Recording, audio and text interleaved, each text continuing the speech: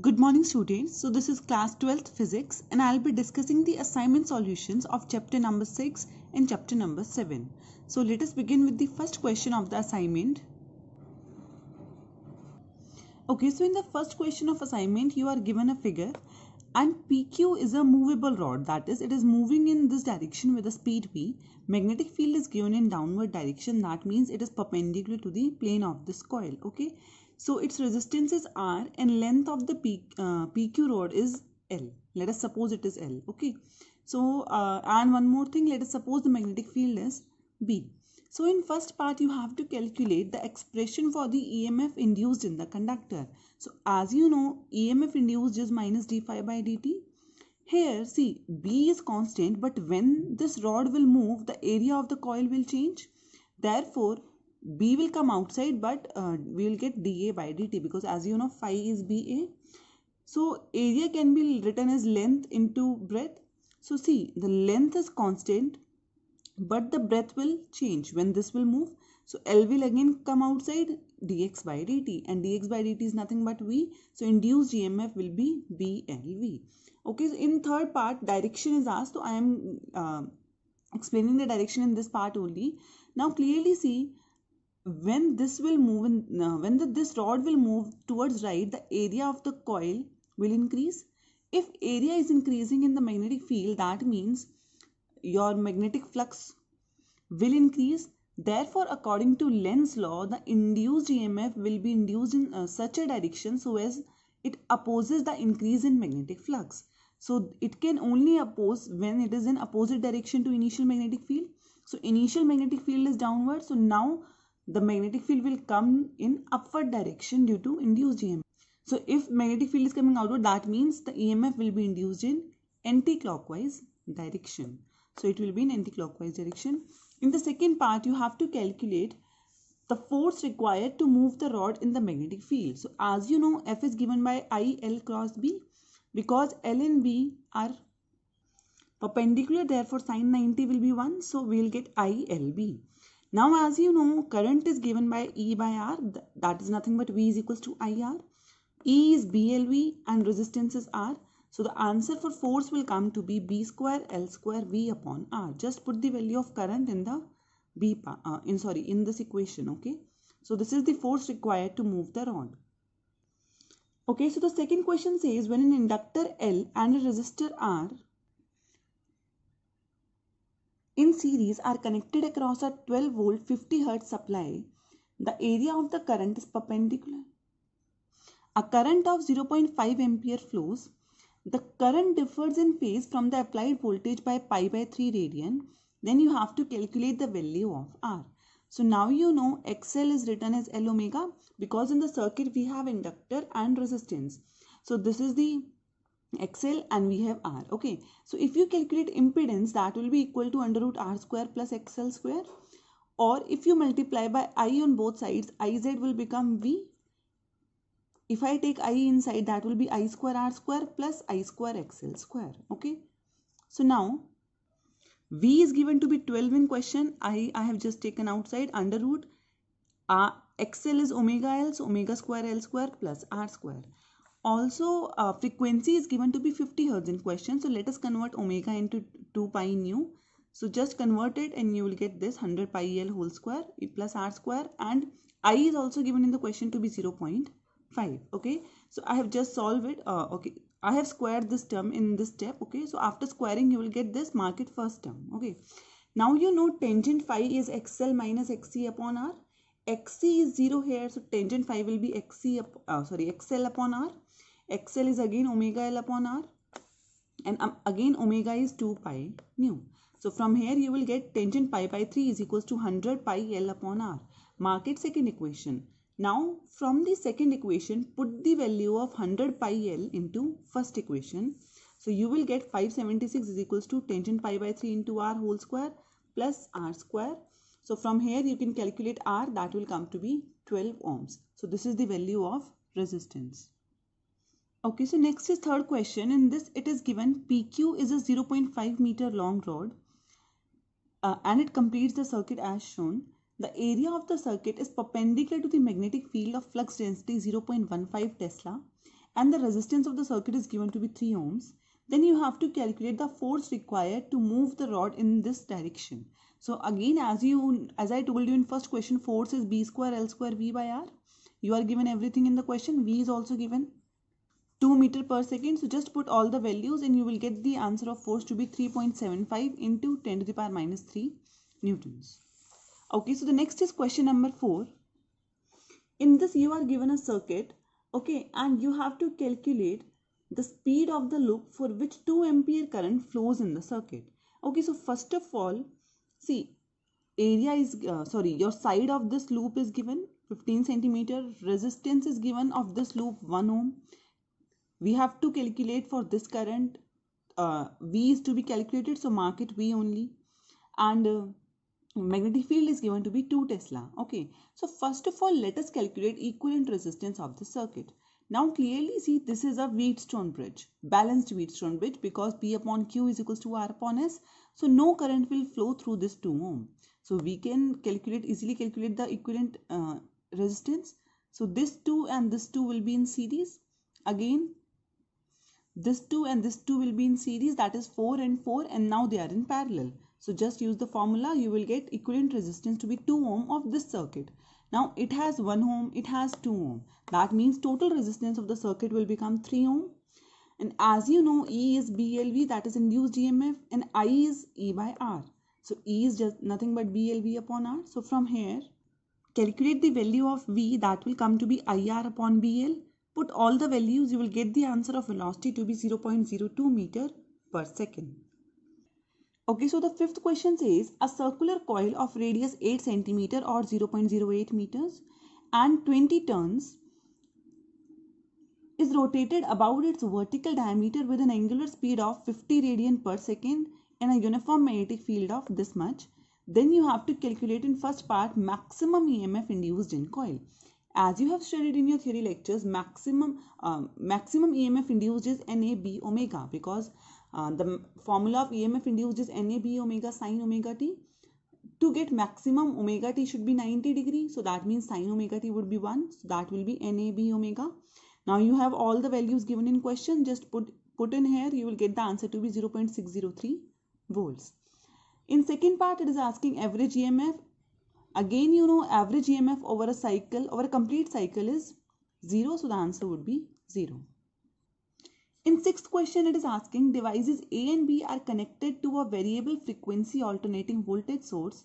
The current in A is ahead of the applied voltage, whereas it lags behind the voltage in B. So you have to tell which one is A and B. So obviously A is capacitor and B is inductor, because in A current is ahead of applied voltage, so that is a capacitor, and B is inductor. Okay.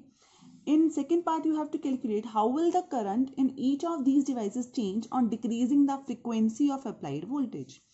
Now you know I is equals to E upon XL if we are talking about inductor first. Okay, so XL is L omega or L into 2 pi nu. Now from here you can clearly see I and nu are inversely proportional. That is, if frequency is decreased, current will increase in a conductor. Now let us see for in the capacitor. Again, I is E upon XC, XC is 1 upon omega C. Omega is again 2 pi nu. That is, I and nu are directly proportional for capacitor. That is, if nu decreases, that is frequency decreases, current will also decrease in capacitor. Okay, so next is question number 7. It says the magnetic flux linked with a closed loop, circular loop of radius 20 centimeter or 0.2 meters and has a resistance of 2 ohm is given by phi is equals to 4t plus 3. Then in first part you have to calculate flux linked with a coil at 3 equal to t seconds. So it is very simple, just put t equal to 3 and you will get the answer to be 15 milliweber. Okay, because this phi is given in milliwebers. Okay, in second part you have to calculate induced EMF at t is equals to 2 seconds. So as you know, E is equals to minus d phi by dt. That means you have to just differentiate this term. So when you will differentiate it, you will get minus 4. And again, to change milli, I am taking into 10 to the power minus 3 and this will be volt because this is EMF obviously. Okay. In C part, you have to plot a graph between flux in time and induced EMF in time. So if we talk about flux in time, see, from equation we are given, this is the equation of a straight line, that is y is equals to mx plus c. And this means that we have a slope of 4 and we have an intercept of 3 on y axis, sorry. Okay, so this is just the graph between phi and t, a straight line graph. For second part, you have to calculate, you have to plot a graph between EMF and time. So from here, if you see, the EMF is coming independent of time, because EMF was coming only minus 4 into 10 to the power minus 3 volt. So that means EMF is just independent of time. In 8th question, you are given an inductor of inductance 5 into 10 to the power minus 3 Henry, and the relation between current and time is given to be I is equals to T square plus 4. So in first part, you have to calculate EMF induced in the conductor at t is equals to 1 and at t is equals to 3 seconds. So again, E is minus d phi by dt, and as you know, phi is also written as Li. So it can be written as minus L di by dt. Di by dt from here will come to be 2t. So just put it here. So it will be minus L 2t. Now for t is equals to 1 seconds, put t equal to 1. You will get the answer minus 10 to the power minus 2 volt. And for t equal to 3 seconds, put t equal to 3. So you will get the answer to be minus 3 into 10 to the power minus 2 volt. Now if you clearly see, as the time is increasing, the negative value of the EMF is increasing. Initially at t is equals to 1, it was minus 10 to the power minus 2 volt. At t is equals to 3, it is minus 3 into 10 to the power minus 2 volt. So that means if we plot a graph between EMF and t, that will come to be a straight line because E is directly proportional to t. But the value will be negative. It is increasing in negative value. Okay, so in 9th question you are given that a capacitor is fully charged initially, then it is discharged by a means of inductor. Then you have to plot a graph between energy of the capacitor, energy of the inductor, and total energy with time. So see, first of all, the energy of the capacitor was maximum. Now it is discharged through a conductor. That means its energy will go on increasing as with the time. Now opposite is just with inductor, because initially its energy was minimum. As the capacitor discharges, the energy of inductor will go on increasing. After that, as you know, total energy always remains constant. So the graph between total energy and time will be like this. That is, total energy is independent of the time. It will remain constant. Okay, so next is question number 10. It says when 100 volt DC is applied to a circuit, a current of 1 ampere flows. But when 100 volt AC of 50 cycle per second is applied, the current flows is 0.5 amperes. Then you have to calculate the resistance, impedance and inductance of the coil. So now as you know, VDC is equals to IDC into R from Ohm's law. So just put the values. VDC is 100 volts, IDC is 1 ampere. So from here resistance will come to be 100 ohms. Now to calculate impedance, as you know, the formula is under root R square plus XL square, or it can also be written as VAC upon IAC. So just put these values. VAC is 100, IAC is 0.5. So impedance will come to be 200 ohms. In third part, to calculate inductance, we will use this formula. Now we know Z is 200 ohm. This will be 200 only. Under root of R is 100 square plus XL square is L 2 pi nu whole square. Nu is also given in question, that is 50 cycles per second. So from here inductance will come to be 0.55 Henry. Okay, in 11th question you are given a graph, and in first part it is asking calculate the value of impedance of the inductor, calculate the value of inductance of the inductor using the information. Okay, so now see, this is the graph between reactance and nu. As you know, XL is equals to L omega, or you can say L is equals to XL upon omega. That is, if we find out the slope of this graph, that is XL upon omega, we will get inductance. So just we will calculate the graph. I am choosing these 2 points. So that is 6 minus 4 upon 300 minus 200. But remember, this is omega and this is nu. So if you are converting omega, that will be 2 pi nu. So just solve it, you will get the answer to be 0.01 upon pi Henry. In second part, it is given if the inductor is connected in series to a 8 ohm resistor, calculate the impedance at 300 Hz. Okay, so now impedance is under root of R square plus XL square. If you see in the graph, XL at 300 hertz is given to be 6 ohms. So XL is 6 ohms. Okay, I have just calculated L, but it is not asked in the question, so you can leave it. Okay, so Z will be just under root of R square, that is 8 square plus 6 square. So you will get the answer to be 10 ohms. 12th question is same that you have did in your earlier assignment also, so I am not repeating it again. You can do it yourself.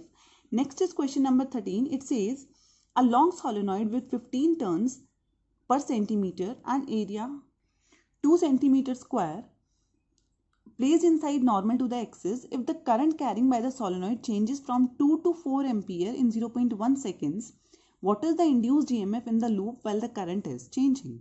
Okay, so as you know, suppose this is the current I1, this is the current I2. As you know, the formula of magnetic field in the solenoid is mu naught Ni. So B1 is mu naught Ni1 and B2 is mu naught Ni2. So now if you calculate del phi, it will be B2 minus B1 into A, because del phi is nothing but, see, phi is BA, so del phi is del BA, del B is B2 minus B1. So just put the values of B2 minus B1, you will get the answer to be mu naught N into I2 minus I1 upon A. Everything is given in question, so when you will calculate it, you will get the answer to be 7.6 into 10 to the power minus 7 Webers. Now you have to calculate induced EMF. So induced EMF is nothing but E is equals to minus d phi by dt.